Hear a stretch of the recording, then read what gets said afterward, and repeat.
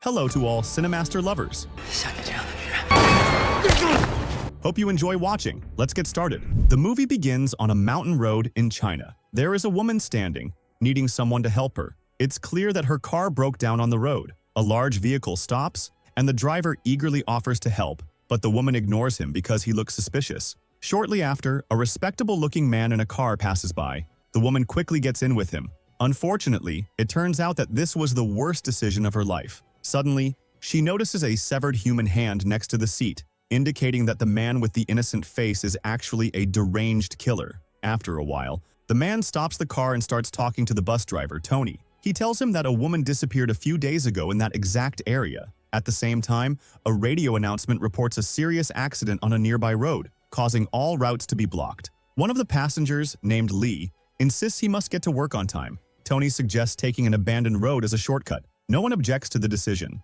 Thus begins the ill-fated journey. As they drive, they pass through a dark tunnel. Tony is surprised because he has never seen this tunnel before. Despite this, he continues driving, but suddenly, he encounters a strange man standing in the middle of the tunnel. This forces him to stop the bus. Everyone is terrified and confused about what this man is doing standing in the dark tunnel. However, he boards the bus with them. Lee, who is sitting and reading a newspaper, discovers that the mysterious man is a wanted criminal. He hides a knife to protect himself. There are two women on the bus, Sarah, an aspiring model, and Jiang, who is pregnant. As for the children, there are twins, Bark and Fang. Fang's brother appears to have autism, but his sister is always there to take care of him. After 20 minutes, the bus is still inside the tunnel. Tony begins to suspect something is wrong. He knows that the longest tunnel in the city is about 11 kilometers and shouldn't take more than 10 minutes to cross. He decides to turn around and go back the way they came. However, the strangest thing happens. Even after 30 minutes of driving at full speed, the entrance is nowhere to be found. The tunnel is dark, endless, and devoid of any other signs of life. Terrified, Tony stops the bus, and all the passengers get off to figure out what's happening. Strangely, Jiang, the pregnant woman, finds her phone, which she accidentally dropped an hour ago at the tunnel entrance. This confirms that the tunnel is not ordinary. Everyone begins to panic. Lee takes charge and asks them to stay calm. He decides to walk for hours to find help. To avoid getting lost in the tunnel, he thinks of taking a long rope to guide his movements. Lee holds one end of the rope, while the insurance agent Wang holds the other end. Luckily, the pregnant woman has a lot of yarn she was working with. Before Lee leaves, the strange man who stopped the bus earlier asks to join him. Lee reluctantly agrees. As they walk, they get to know each other. The strange man introduces himself as Chen, but doesn't talk about his job or family. After a while, fog spreads around them. The passengers see two figures approaching them from the mist. They are terrified and prepare to confront them, but they are shocked to discover that the figures are Lee and Chen. How did this happen? In the end, they return to the starting point, the same place they began. This makes the situation even stranger. Wang, still holding the end of the rope, is suddenly pulled when Chen tugs on the other end, even though they are standing right next to each other. The tunnel is straight, but it keeps bringing people back to the same spot, as if it's an endless loop. When they realize they are trapped, Lee suggests gathering anything edible to ration wisely. The four men move to explore the area, while the three women and the autistic boy stay on the bus to rest. 30 minutes pass, but when Jiang wakes up, she finds the bus covered in dust. Shocked, she wakes the others, and they quickly get off. At the same time, the men return and find the bus in terrible condition. Tony immediately checks the food supplies, but discovers that everything has spoiled. This means the tunnel is not just endless, but time also moves differently inside it. 1 hour in the outside world equals about a week inside the tunnel. When they return to the bus, they find a map of the entire tunnel, as if someone had silently placed it there and left. Lee concludes that someone is playing a cruel game with them and accepts the challenge. He spreads the map on a table and begins analyzing the place. Suddenly, the lights go out. When they come back on, Lee is missing, and a trail of blood is found in his place. Cautiously, they follow the trail. Now that Lee has been abducted or perhaps even killed, the mysterious man Chen decides to take responsibility for the group. The blood trail leads them to a hollowed-out area. When they break into it, they find a strange room filled with pictures of many people and numerous severed hands. More importantly, they find a blueprint of the area. It reveals that there are 6 separate tunnels, each leading to another. Chen deduces that to escape, they must pass through all 6 tunnels. He also guesses that this secret room contains the entrance to the second tunnel. As they search the room, they find a calendar with the date July 15th. Chen realizes this is a clue. When he tears the calendar off the wall, he discovers a hidden wooden door. After they pass through it, The television in the room turns on by itself, showing a woman trapped inside a small cave. The group enters the second tunnel, only to find their bus parked at the exact same spot.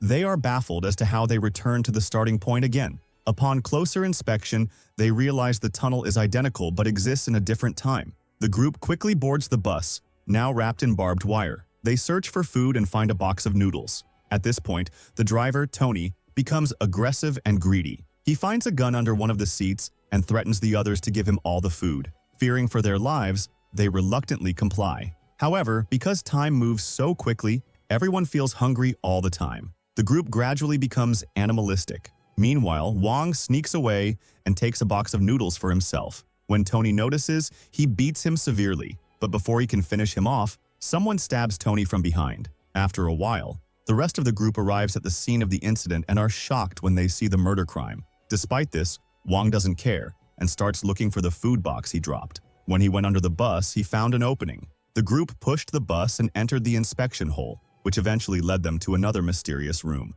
also filled with strange pictures and severed human parts. Not only that, but it also appeared on the television that the woman seen earlier was slowly escaping inside the cave. Away from all this, the group searches for a way out. They find the same result here again. When they remove it, they find another secret door behind it. They quickly enter and eventually reach the third tunnel. They are surprised that this tunnel is wetter and darker than the previous one. The bus is here too, but it's filled with rats and snakes. They are very hungry. Here, Wang is forced to eat spoiled noodles, which he immediately regrets. When Jing sees him in this state, she feels sorry for him and gives him a biscuit, but Wang becomes very aggressive and demands the whole pack from her. When she refuses, he suddenly pulls a gun from his pocket and steals all the food at gunpoint. But then his madness escalates when he deduces that they find a secret passage every time one of them dies. For example, they found the wall when Liat was kidnapped and the inspection hole when Tony was stabbed. Here, he threatens to shoot one of the remaining survivors to ensure his escape from this place.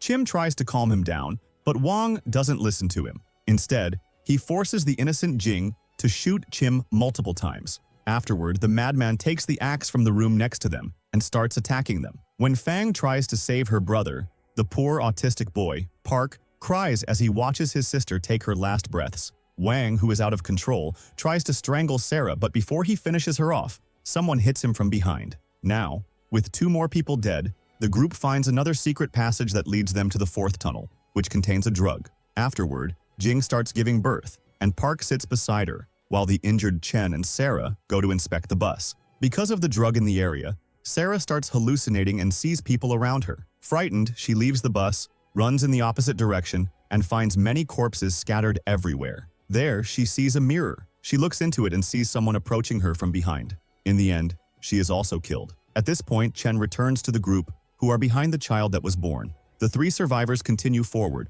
but along the way they discover that the baby has died. Chen tries to convince Jing to keep going, but she then pulls out a knife and stabs him to death. Strangely, after a while, he wakes up in a secret compound, appearing as if he is awakened from a certain experiment. Afterward, we are taken to a highly classified military meeting, where everything is finally revealed. A general in the army discloses that the serial killer who appeared at the beginning of the film, named James, was captured. The problem is that they caught him in a crashed car and he was completely unconscious. Now, he is in a coma. James kidnapped and killed many women, but there are reports that one of them, named Sarah, is still alive. The problem is that no one knows where she is being held except for the serial killer himself. And since he is in a coma, they can't interrogate him. Thus, the military decided to collaborate with the state's Brain Research Institute. Their plan is to perform a memory transfer with James to access his subconscious mind and discover the victim's location. Yesterday, a skilled psychologist from the institute finally infiltrated James's mind and found certain clues. We learned that the psychologist is actually Chen, one of the army generals. He confirmed that they must trust Chen because, above all, he is concerned about the victim's safety. It turns out that the victim, Sarah, is Chen's wife. Here, events start making more sense. Everything we saw earlier took place inside James's subconscious mind, but Chen's mission is not over yet. During yesterday's experiment, he was able to find the first clue from the note pinned to the wall that his wife is being held somewhere near the sea and river. However, the situation is critical due to the heavy rain. Within the next 36 hours, all the caves along the riverbanks will be completely submerged due to the rising river levels, putting Sarah's life in danger. That's why Chen needs to delve into James's mind again tomorrow to find more clues about Sarah's exact location. That night, Chen was sitting alone. The general approached him and asked how things went. Here, Chen shared his experience inside James's mind. He recalls the date he saw on the note, July 15th, 1996. The general explains that this date is the same day the serial killer's father and mother died. On that fateful day, his father discovered that his mother was having an affair with their driver. A big fight broke out between them, and in the end, his mother stabbed his father before doing something unimaginable to herself. Chen was shocked by this revelation, but he continued talking about his experience. He said that in James's inner world, he was able to see both the dark and good sides of him. But in the end, the good side failed. The serial killer was, in fact, a tunnel engineer. That's why, when he fell into a coma, he started creating a tunnel in his mind as a symbol of his confused psyche. The tunnel in his consciousness is merely a dead-end loop that leads nowhere. When Chen entered James's mind, his primary goal was to get him out of this infinite loop so that James could wake up from his coma. But he didn't expect to find all these separate personalities within him. Thus, Chen had to interact with all of them to find clues about his wife's imprisonment. His new mission became to identify the real criminal among these personalities and interrogate them to discover the location. As he dealt with these personalities, he uncovered many things about them.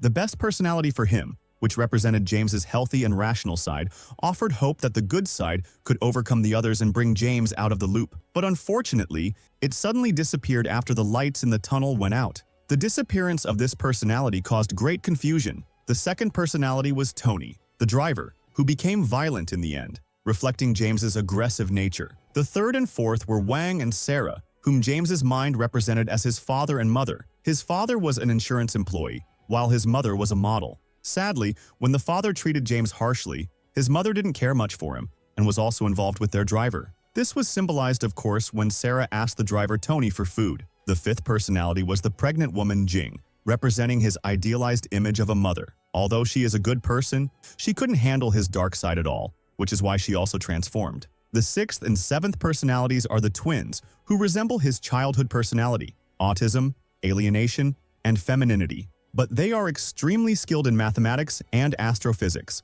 However, there is another personality that wasn't on the bus. This is the most violent personality, always hidden in the dark. It is this personality that killed Lee and the driver Tony Wong in secret. But to learn more information, Tim needs to delve into the darkness. It is this personality that killed Lee and the driver Tony Wong in secret. But to learn more information, Chim needs to undergo another experiment. The next day comes, and Chim undergoes the second phase of memory transfer. This time, he confronts James directly and asks him where his wife is. But the serial killer isn't willing to give up the information so easily. He doesn't answer his question, instead talking about his hatred for his mother when she killed his father, and how his sense of insecurity towards women is the reason he kidnaps and kills them. At this point, Chim takes different fragments of his subconscious, going to various other events in his life. Chim focuses on his mission, ignoring all distractions, and approaches the autistic personality, the weakest of James's personalities. He tries to manipulate the boy to find out the exact location of his wife, but his twin sister, Fangi,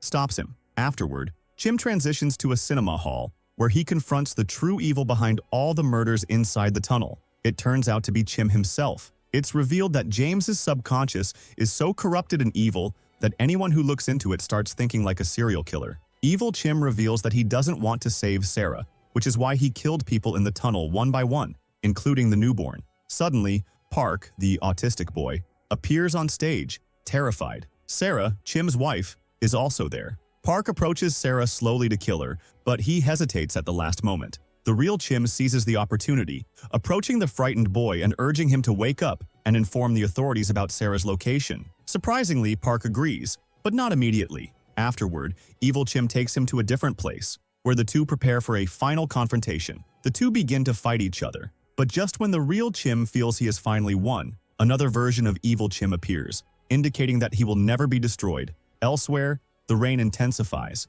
and the water rises to nearly submerge Sarah. Time is running out, and she has only a few moments before she drowns. Returning to James's subconscious, the real Chim pleads with him to return to his consciousness, but the evil doppelganger refuses to listen. At this point, the real Chim devises a plan. He thinks that if he does something unexpected, Evil Chim will die, and all the evil within James will disappear. As soon as he executes his plan, Evil Chim fades away and vanishes. In the hospital, James wakes up, completely changed, after the evil was purged from within him. He immediately informs the authorities about Sarah's location, and they rescue her just in time. However, Chim doesn't wake up. The film ends with him walking through the infinite tunnel, indicating that he will never return. If you enjoyed the film, don't forget to like and subscribe to help the channel grow and bring you more content.